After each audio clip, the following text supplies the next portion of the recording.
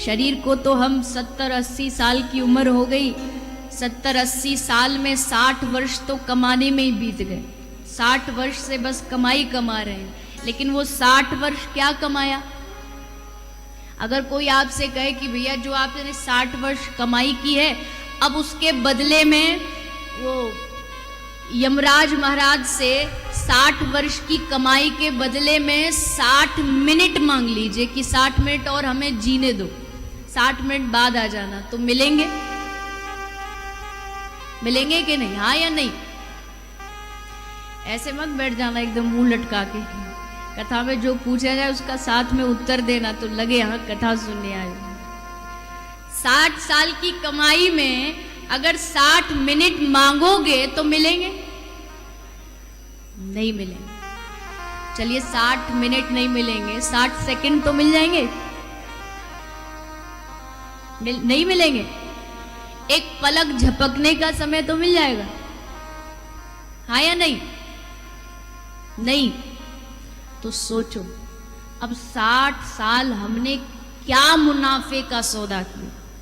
सच्चा व्यवसायी कौन होता है? सच्चा व्यवसायी वो होता है जो हर जगह मुनाफा देखता है। अब बताइए क्या मुनाफा रहा? हमने तो घाटे का सौदा किया, 60 साल लगा दी और उसके बदले में 60 सेकंड भी नहीं मिलेंगे। व्यवसायी तो वही बुद्धिमान है जो, अब इसका मतलब क्या हुआ? इसका मतलब ये नहीं कि 60 वर्ष जो हमने कमाने में, कर्म करने में लगाए हैं वो गलत है, गलत नहीं है। लेकिन उदाहरण के लिए कोई सेठ जी है, कोई गांव के, शहर के सेठ जी है और उनकी एक फैक्ट्री चलती है। एक फैक्ट्री भी है और एक शहर में दुकान भी है। अब उनका बेटा थोड़ा थोड़ा बड़ा हुआ तो अब उनको लगता है कि अब इसको थोड़ा काम सौंपना चाहिए, इसको संभालने देना चाहिए। तो वो अपने बेटे को सीधा फैक्ट्री में नहीं बैठाता, पहले उसको दुकान में बिठाता है। पहले छोटा काम देता, दुकान में बिठा के देखता है कि देखूं ये दुकान का काम संभाल पाता है कि नहीं। हाँ, जब दुकान का काम अच्छे से संभालेगा तब सेठ जी को लगा अब ठीक है, अब इसको मैं फैक्ट्री का काम सौंप सकता।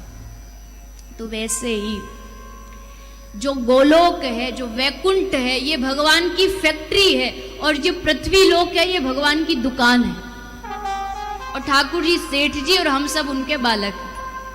तो भगवान हमें वैकुंठ में, गोलोक में बुलाने से पहले एक बार धरती पर भेजते हैं कि इसको धरती पर भेज के देखो अच्छे से काम करता है कि नहीं करता। अगर अच्छे से काम किया मन लगा करके, तब भगवान हमको अपने गोलोक धाम में बुलाएंगे कि चलो यहां इसने अच्छे से काम कर लिया, अब इसको आगे का काम भी सौंप सकते हैं। और हाँ, दुकान पर भी सेठ जी अपने ही बेटे को बिठाएंगे, किसी और को नहीं बिठाएंगे। अपना जो बेटा होगा उसी को दुकान पर बिठाएंगे। तो ये पृथ्वी पर भगवान ने हमें भेजा, इसका सीधा सा मतलब है कि हम भी ठाकुर जी के बेटे हैं, बेटियां हैं, उन्हीं की संतानें हैं। भगवान हमें अपना मानते हैं, तभी उन्होंने हमें संसार में भेजा। अपना नहीं मानते तो संसार में नहीं भेजते। अपना नहीं मानते तो ये कथा सुनाने के लिए यहां पंडाल में हमें नहीं भेजते।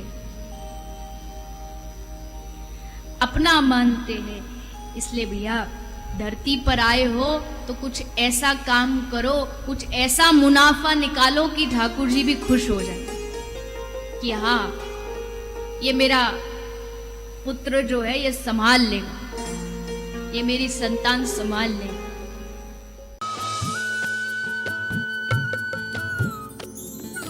सर्वधर्म संगम, धर्म के सच्चे प्रहरी।